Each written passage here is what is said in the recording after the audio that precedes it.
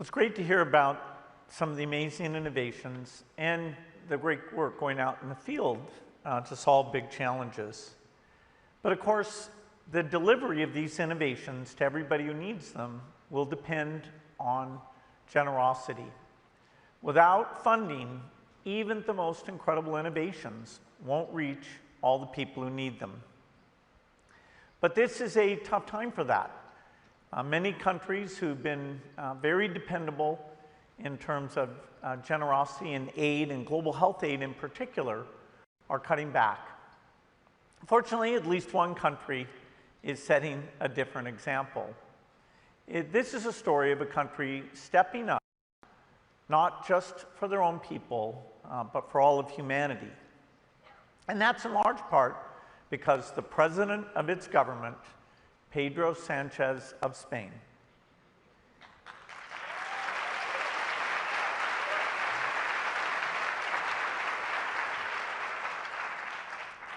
back in 2019, here at Goalkeepers, he took the stage and announced that Spain would return to the donor community, ready to contribute to the Global Fund after 10 years away.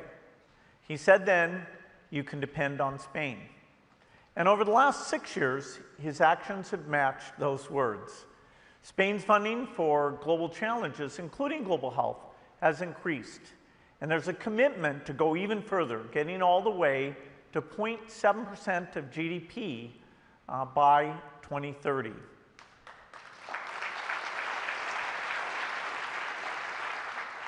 Since 2021, Spain has more than doubled its contributions to Gavi, providing millions of children with life-saving vaccines. He's also raised Spain's contribution to the Global Fund with steady growth at every replenishment. That commitment will help generations to come. And he's defended global collaboration and multilateralism, making sure all countries have a seat at the table when decisions are made. It's fair to say that under his leadership, we've seen Spain become one of the most engaged donor countries in the world. Prime Minister Sanchez, your actions are saving and improving lives, both in Spain and around the world.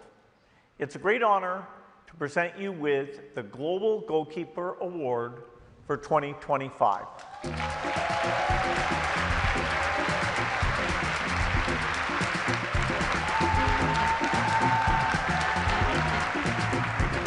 Hello, good evening, everybody. My name is Alessandra Galloni. I'm editor-in-chief of Reuters, and it's a pleasure to be here with the both of you this evening for a conversation that is before this audience, but that will also be live streamed to Reuters' global audience. So, congratulations. I'm so excited. Thank you very much. Yes, you were very excited backstage too, I must say. So, let me dive right in. Under your leadership, Spain has kept funding global health when others have pulled back. And this has come amid pressure to spend money for other areas, for example, military or shoring up European defense against Russia. How have you managed to keep the spending for public health and development? Well, of course, there's a conviction behind this political decision, but also, I would say, commitment and pragmatism. You know, we have a short memory, but 5 years ago we suffered a pandemic. Spain was quite touched because of this pandemic, and we realized how important it is to enable cooperation and increase our support for global institutions that are focused on health issues. So, you know, I think that there's not only a political decision taken from the government, but it is also a social support from Spaniards when it comes to cooperate with third countries, especially in North Africa and the southern flank of Europe, the Mediterranean, North Africa, and the Middle East, in order to, to increase and strengthen this global health architecture and policies. Even against pressure, including from the government of the United States. Well, the point here is that you know, when you talk about security, security is also a matter of how do we face climate change, not only mitigation policies but also adaptation policies. And of course, if we want to speak about security, also is global in Europe and across the world. So that is why I think that there's a wrong message coming. Is, well, we're going to reduce our aid expenditure. And I think this is a wrong message. What we need to do is to increase aid, cooperation and development, and to, you know, of course, face a new reality that we have in the eastern flank of Europe, which is this neo-imperialism of Putin vis-a-vis, you know, countries such as Ukraine, but not creating this false or fake trade-off between aid and defense expenditure. Got it. Mr. Gates, you have just pledged $912 million to the Global Fund, but you're also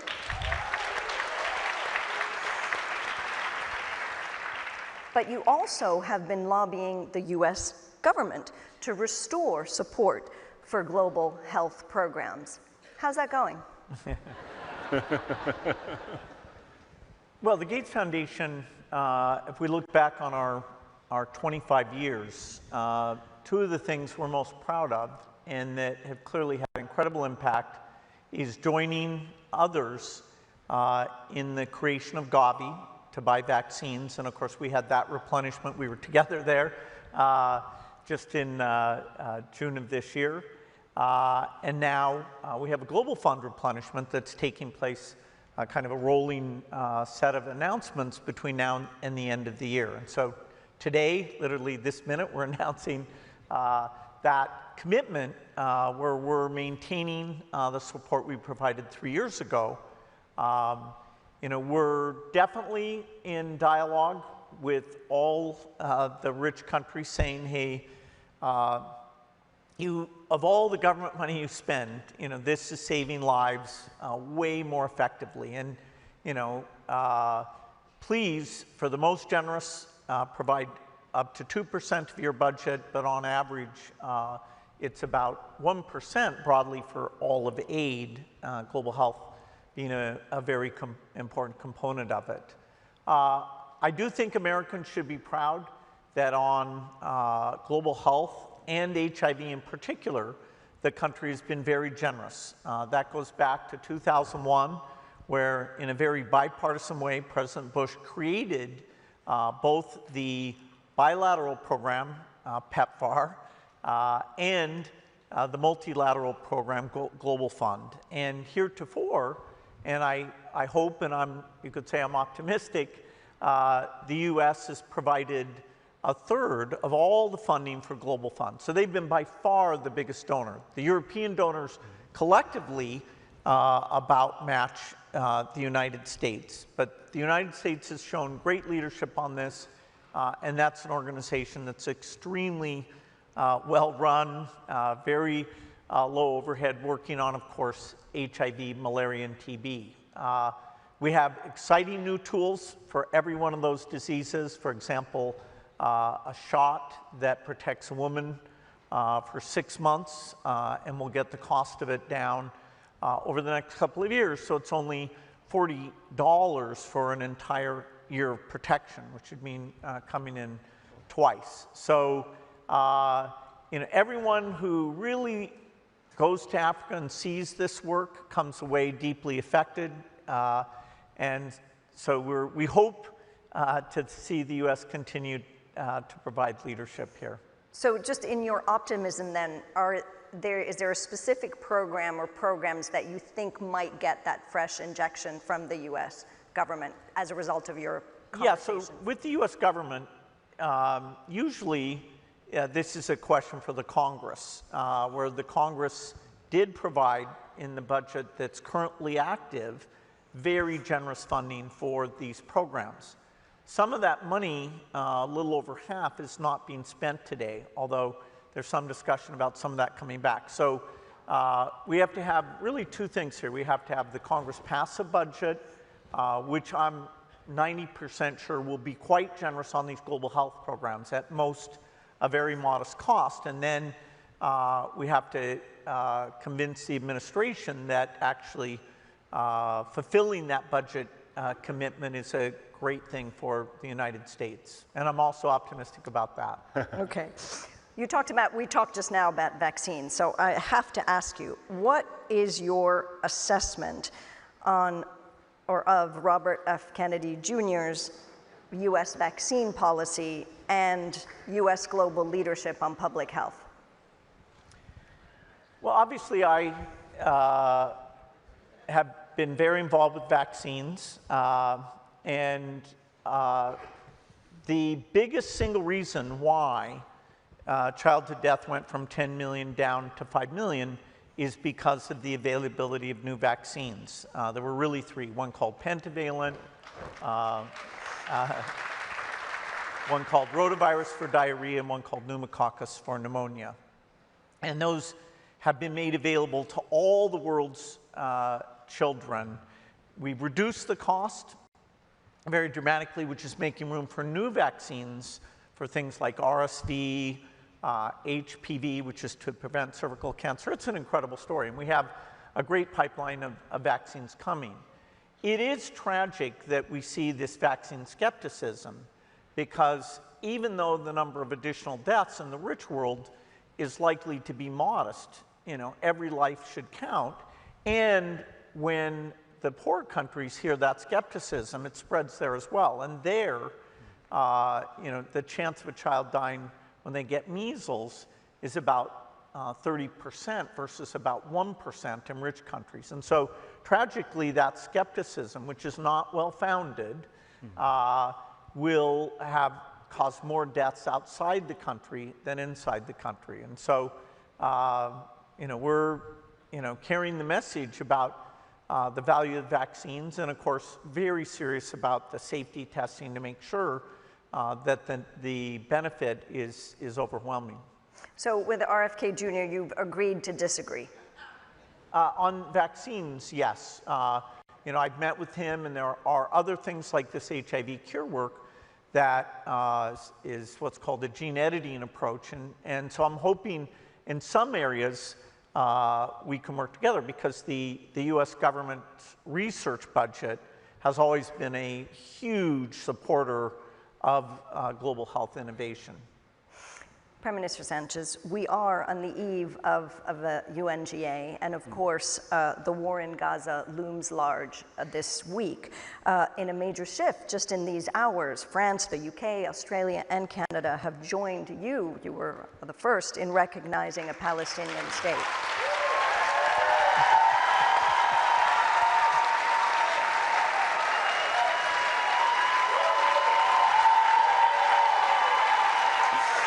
So, but you have said that you want to go further. For example, banning Israel from sporting events. What do you hope to achieve this week?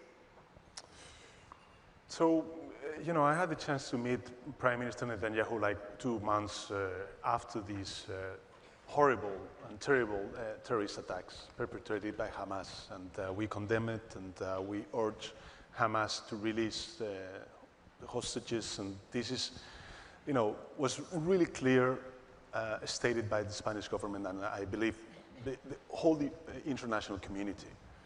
But one thing is the right of a country to defend its country, and another, this suffering, this humanitarian tragedy, and killing innocent people. And I'm really concerned that the indifference, the lack of empathy, is gaining presence in the public debate and in the minds of the international society. And that is why I think it's so important that we raise the voice. We urge for a immediate ceasefire, allow the humanitarian aid enter into Gaza, stop this war, and open a political process that end up with the recognition of the state of Palestine. And I think this is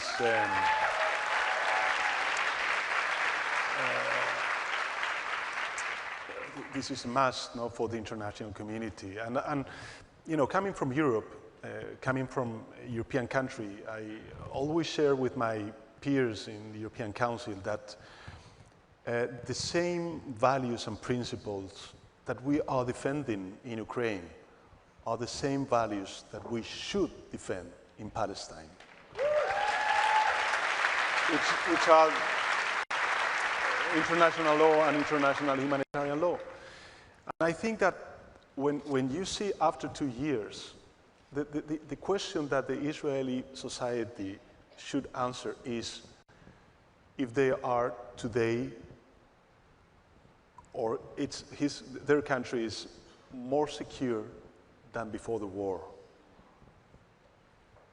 I believe they are less secure and more isolated. So I think that the strategy that Prime Minister Netanyahu follows after these terrorist attacks is wrong. Because when you fight against terrorism, there are 3 policies that you have to take in place. Of course, there is the security dimension, how to fight against terrorists. But there are other 2, which is respect for international law in this case, so justice, and third, politics, diplomacy. At the end of the day, we need also to fight against the ideology behind these terrorist organizations. Coming from Spain, that we suffer for many years, for 40 years, terrorism, and national terrorism in the Basque Country, and also the jihadist terrorism in Spain, we know quite well how to fight against terrorism. And I think there is a political battle that we need, or at least the Israeli society need to put in place, and in order to, let's say, reduce the presence of this ideology, no? But not killing innocent people, and of course not recognizing Palestine statehood, which, by the way, will be the political solution to stabilize the Middle East and to allow the Israeli society and the Palestine society to live in peace and with security. And that is why I think what has happened today in the General Assembly is so important. At the end of the day, you have 2 countries from the Security Council, the UK and France, recognizing the state of Palestine. And second, within the Western society or countries, I believe there's a large majority nowadays of countries that already recognize Palestinian statehood. And this is great news for the international community and great news for the Palestinians.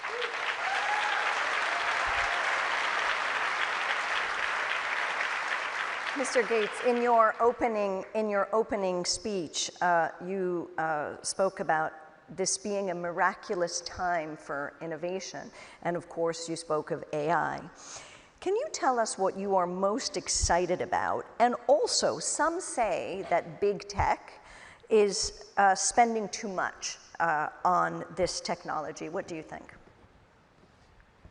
Well, it may be that in the end, individual companies' investments will, in retrospect, have been proven too much. But I can say with total conviction, AI is going to change the world in a dramatic way. And many good things, but because of the rate of change, it will challenge us as well. For my work at the Gates Foundation, we have 4 dreams about AI. One is to use AI to discover new health tools much faster than ever before.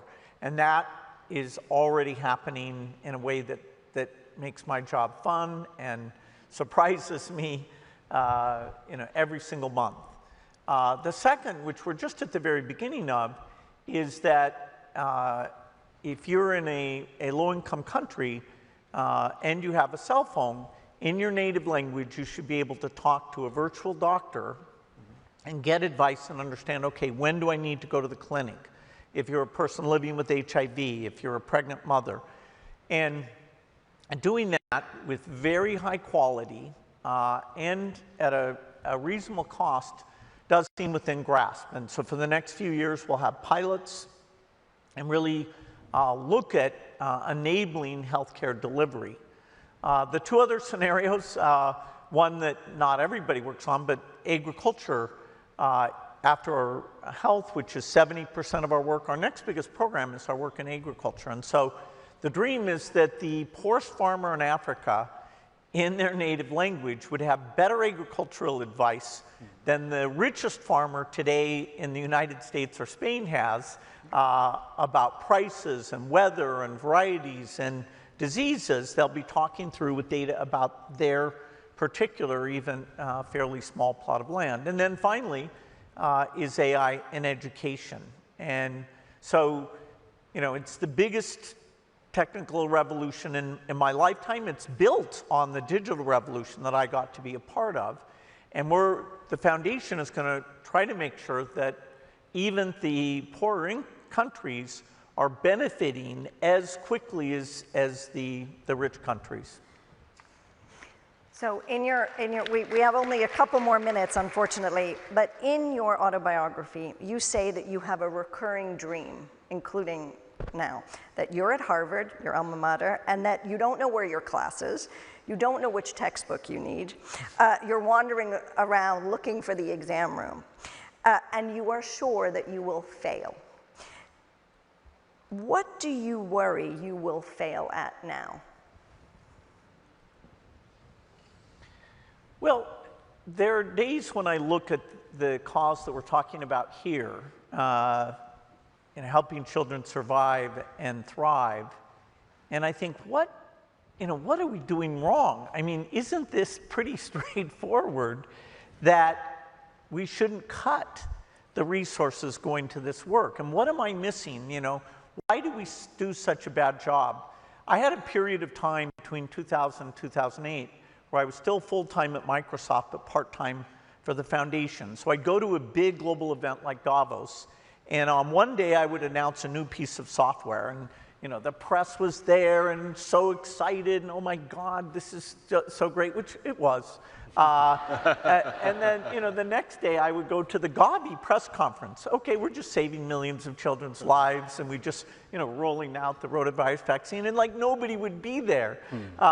And so it is, you know, this is a world, you know, capitalism responds to the consumers who have money, and the people who suffer from and die from malaria, their voice in the marketplace is so weak that the only way to take this mistake that a pure market system makes and offset it is through a combination of government generosity and philanthropy. And you know, it's possible that aid budgets will keep getting cut over the next 10 years. And we have aging societies.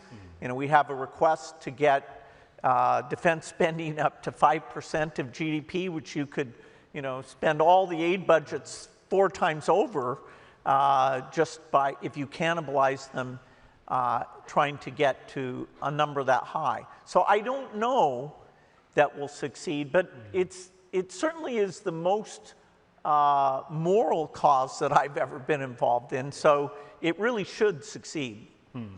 So last question, one for the both of you, very simple. This evening is about children. So, and I'll give you a second to think about it. What is the one word that each of you would give to the children of today that will inspire them for tomorrow? A word? One word. I would say commitment. Commitment. Yeah. I'm a big fan of curiosity. And you got alliteration as well, commitment and curiosity. On that note, we have to close. Thank you very, very much. Yeah, great. Thanks so much. Thank you very much. Well done. Very well